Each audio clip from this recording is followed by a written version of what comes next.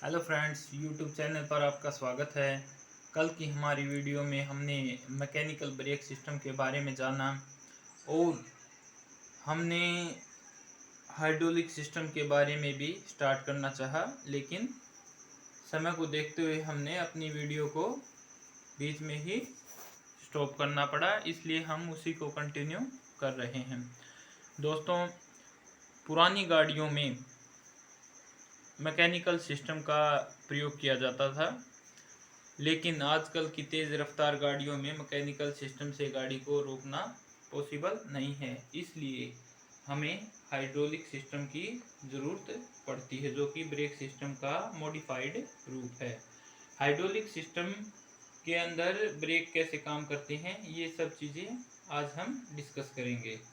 तो दोस्तों, एक डायग्राम के द्वारा मैंने आपको कल मैकेनिकल सिस्टम के बारे में कुछ इस तरह से एक्सप्लेन किया था। ये एक ब्रेक रोड है जो लिंकेज के द्वारा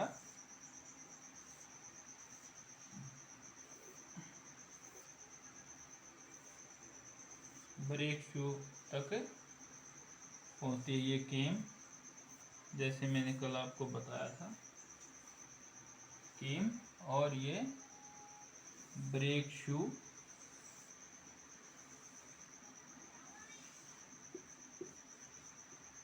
कुछ इस तरह से, और ये ड्रम और ये व्हील।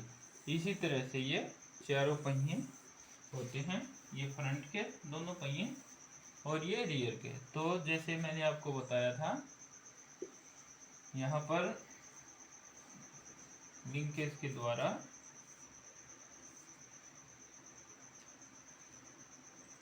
ब्रेक पेडल बंधा होता है। ये ब्रेक पेडल है। जब हम ब्रेक पेडल पर को प्रेस करेंगे तो ये इस लिंकेज के द्वारा यहाँ ब्रेक रोड के साथ बंधी होती है। ब्रेक रोड ऐसे घूम जाएगी और ये भी ऐसे घूम जाएगी दोनों तरफ, और लिंकेज के द्वारा, क्योंकि ये अब इसको पीछे की तरफ खींचेगा तो केम जो है ये ऐसे घूम जाएगी, जिसकी वजह से ब्रेक शू जो है वो बाहर की तरफ खुल जाएंगे और ब्रेक ड्रम के साथ रगड़ खाएंगे, और उसी वजह से जो है घूमता हुआ पहिया रुक जाएगा। ये हमारा मैकेनिकल सिस्टम था। इस पे मैंने आपको बताया लगभग ब्रेक पेडल पर 20 से 40 केजी का प्रेशर डालने से हमारा जो है ब्रेक का ऑपरेशन कंफर्टेबल रहता है। अगर इससे ज़्यादा प्रेशर से हमें ब्रेक पेडल को दबाना पड़ेगा तो हमारे को बहुत असुविधा होगी, जिसकी वजह से हमारा पैर दुखने लग जाएगा। इसलिए हमें यहाँ पर कुछ ऐसा मैकेनिज्म चाहिए कि यहाँ पेडल पर हमें कम से कम या 20 से 40 केजी का ही प्रेशर रखना पड़े और हमारी गाड़ी आसानी से रुक जाए। अब जैसा कि मैंने आपको बताया था कि गाड़ी के पहियों को घुमाने के लिए जितनी ताकत की आवश्यकता होती है, उस पहिए को रोकने के लिए लगभग उससे 8 गुना ताकत हमें चाहिए। तब हमारा ब्रेक सिस्टम अच्छा माना जाता है या हमारी गाड़ी अच्छे से रुक पाती है। तो दोस्तों, मैकेनिकल सिस्टम के बारे में मैंने आपको दोबारा से रिवाइव कर दिया है। अब हम हाइड्रोलिक सिस्टम कैसे काम करता है उसके बारे में बताएंगे, जिससे हमारा ब्रेक सिस्टम आसानी से काम करेगा। इसके अंदर ये ब्रेक पेडल लगा हुआ है।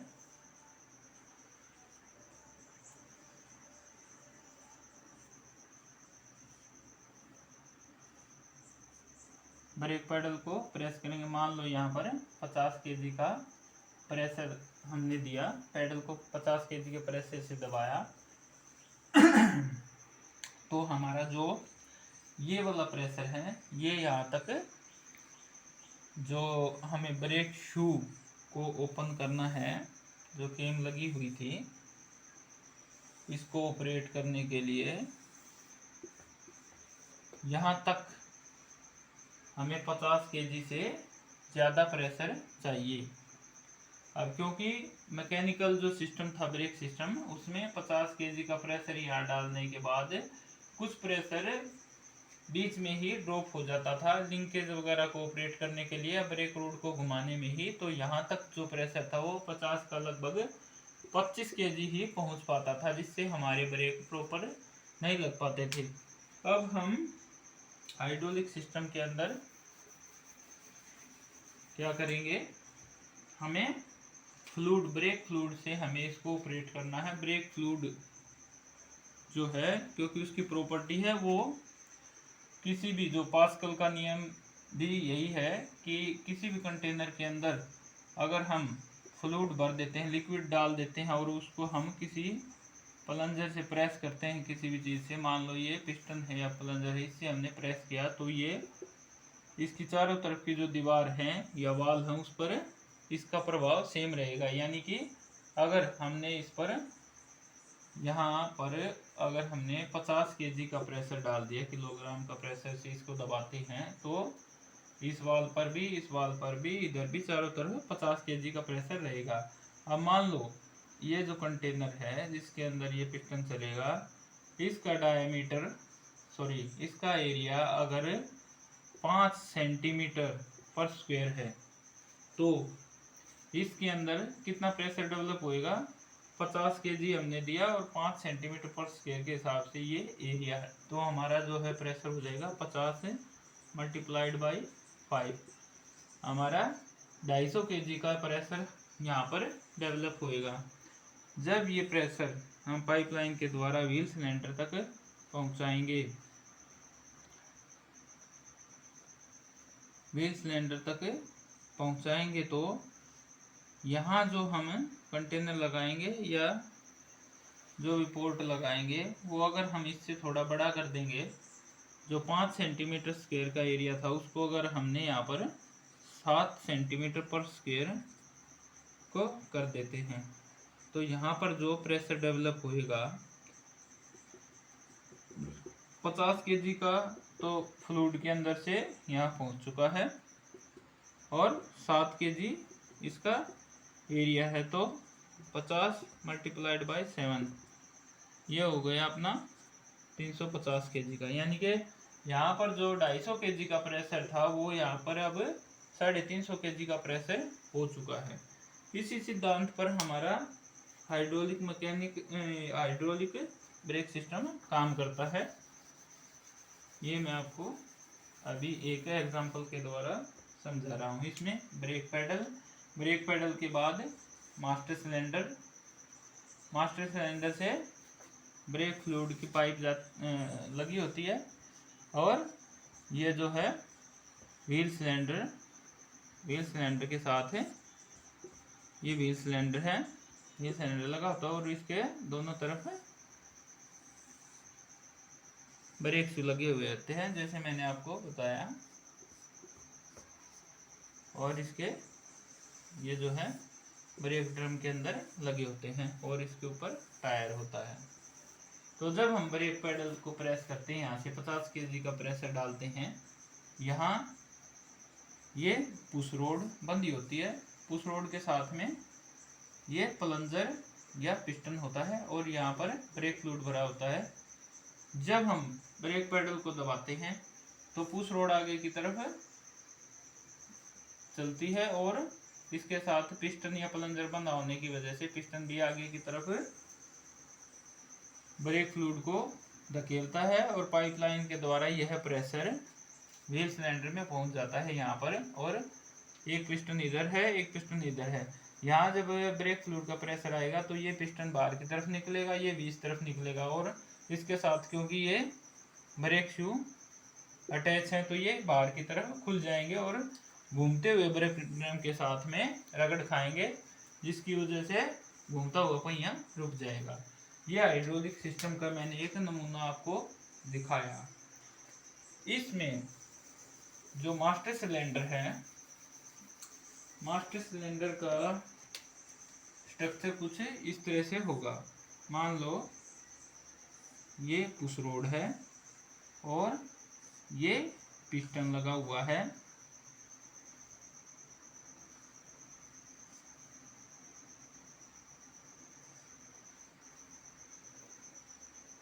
पिस्टन लगा हुआ है और ये इसके अंदर कंटेनर के अंदर चलता है। ये एल्युमिनियम का पिस्टन होता है, यहाँ पर रबड़ का बूट लगा होता है ताकि इसके अंदर डस्ट वगैरह ना जाए। और इसका डिजाइन कुछ इस तरह से होगा। ये इसकी बॉडी और ये रिजर्वायर जिसके अंदर ब्रेक फ्लूइड भरा रहता है और इसके ऊपर कैप लगी होती है ताकि यहाँ से ब्रेक ऑयल हम डाल सके। यहाँ पर ब्रेक फ्लूइड भरा रहता है और यहाँ पर एक स्प्रिंग लगा होता है, कॉइल स्प्रिंग, जो पिस्टन को का प्रेशर मेंटेन रखता है। और इधर जो है ये पाइपलाइन जाती है व्हील सिलेंडर की तरफ, यहाँ भी बूट लगा हुआ था ताकि डस्ट वगैरह ना जाए। ये जो है पाइपलाइन जाती है ब्रेक की व्हील सिलेंडर तक, जो मैंने अभी आपको दिखाया। व्हील सिलेंडर का स्ट्रक्चर कुछ इस तरह से होता है। इसमें दो पिस्टन होते हैं, एक पिस्टन इस तरफ एक इस तरफ, ये वाला पिस्टन है, एक पिस्टन ये वाला पिस्टन है। ये एक सिलेंडर के अंदर मूवमेंट कर सकते हैं। यहाँ पर जो ब्रेक फ्लूइड का प्रेशर आया था वो जब हम ब्रेक पेडल दबाएंगे तो यहाँ से पाइपलाइन के द्वारा ब्रेक फ्लूइड आएगा और दोनों पिस्टनों को बाहर की तरफ धकेल देगा। और इसके साथ क्योंकि ब्रेक शू अटैच हैं तो ये भी बाहर की तरफ खुल जाएंगे। जैसे कि मैंने आपको बताया, घूमते हुए ब्रेक ड्रम के साथ में रगड़ खाएंगे और पहिया रुक जाएगा। तो दोस्तों, जब ये मास्टर सिलेंडर के अंदर जो पिस्टन है, जब पुश रोड इसको आगे की तरफ धकेलती है तो यहाँ से दो पोर्ट होते हैं, ये प्राइमरी पोर्ट, ये सेकेंडरी पोर्ट। तो ये आगे की तरफ जब जाएगा, इसके सामने ब्रेक फ्लूइड भरा हुआ है और जब ये यहाँ तक पहुँच जाएगा तो ये पोर्ट दोनों बंद हो जाएंगे और हमारा प्रेशर जो है वो रिलीज नहीं हो पाएगा, हमारा पूरा प्रेशर व्हील सिलेंडर में जाएगा। इनका डिज़ाइन कुछ इस तरह से किया जाता है जैसे कि मैंने आपको बताया अभी, कि अगर हम यहाँ पर पैडल पर 50 केजी का प्रेशर डालेंगे तो हम उससे यहाँ पर 50 का जो हम 150, 200, 300 या जितनी भी गाड़ी की स्पीड है उसके अकॉर्डिंग हमें कितनी ताकत चाहिए उसके हिसाब से हम इसका डिज़ाइन निर्धारित करते हैं। तो दोस्तों, हाइड्रोलिक सिस्टम के बारे में आप जान चुके होंगे। हाइड्रोलिक सिस्टम का ही मॉडिफाइड रूप है break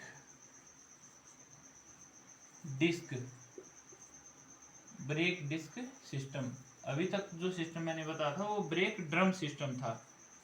break drum system, brake disc system के अंदर ये मास्टर सिलेंडर ऐसे ही काम करता है। ये पैडल है, ये पुश रोड है, पुश रोड, और ये पिस्टन, और ये मास्टर सिलेंडर के अंदर इसी तरह से काम करेगा।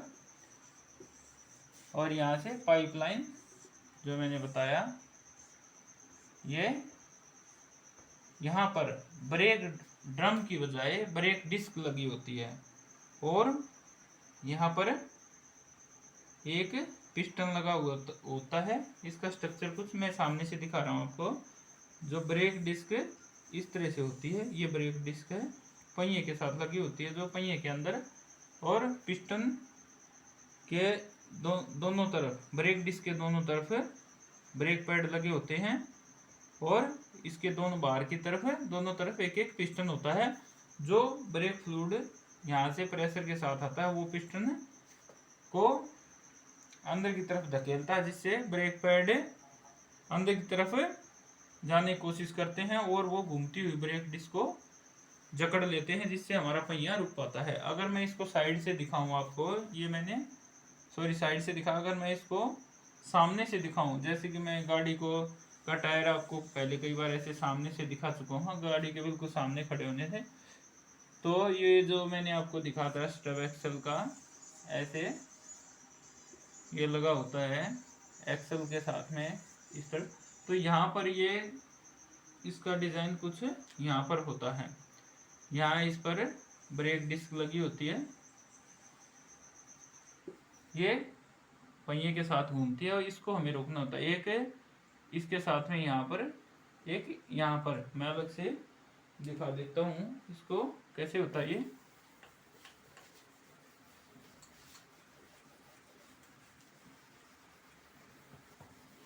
ब्रेक डिस्क सिस्टम में ये ब्रेक डिस्क है घूमती हुई, इसको हमें रोकना है तो इसके एक तरफ इस तरफ, एक तरफ इस तरफ ब्रेक पैड लगा दिया जाता है जिस पर एस्बेस्टोस का मटेरियल होता है ये, और इस पर यहाँ पिस्टन लगा होता है और इसके डस्ट कवर लगा होता है ताकि इसके अंदर मिट्टी ना जाए। और यहाँ पर ये कुछ इसका डिजाइन इस तरह से होता है।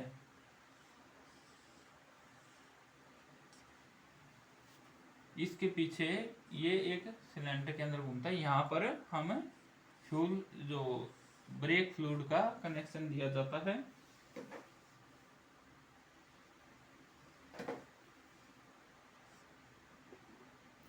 जो मास्टर सिलेंडर से प्रेशर आता है, पहले मैंने बताया आपको, यहाँ पर ये ब्रेक फ्लूइड का प्रेशर आएगा और पिस्टन आगे की तरफ जाएगा जिससे ब्रेक पैड भी आगे की तरफ जाने की कोशिश करेगा।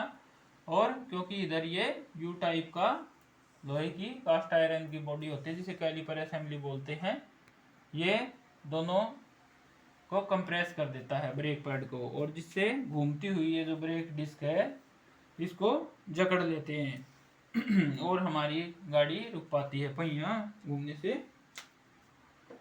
रुक जाता है। तो दोस्तों ये ब्रेक डिस्क के बारे में और ब्रेक ड्रम के बारे में मैंने हाइड्रोलिक सिस्टम के बारे में आपको बताया। इसी तरह से ब्रेक सिस्टम के और भी दो टाइप होते हैं, एयर प्रेशर असिस्टेड ब्रेक और वैक्यूम असिस्टेड ब्रेक। ये बड़ी गाड़ियों के अंदर प्रयोग किए जाते हैं, जो कि हम इसके बारे में अभी चर्चा नहीं करेंगे।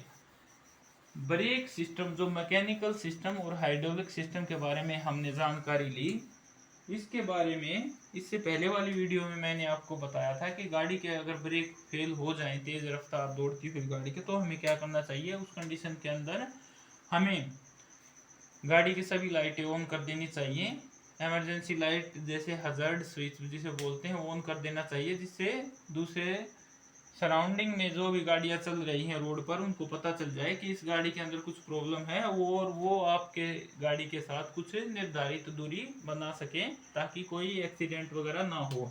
इसके साथ साथ कंटिन्यूस हॉर्न का भी प्रयोग करें और कोशिश करें गाड़ी को, जो हमें जैसे 5th गियर में अगर गाड़ी चली हुई है तो हमें 4th गियर में लगाना है, उसके बाद 3rd गियर में, फिर 2nd में और फिर 1st गियर में।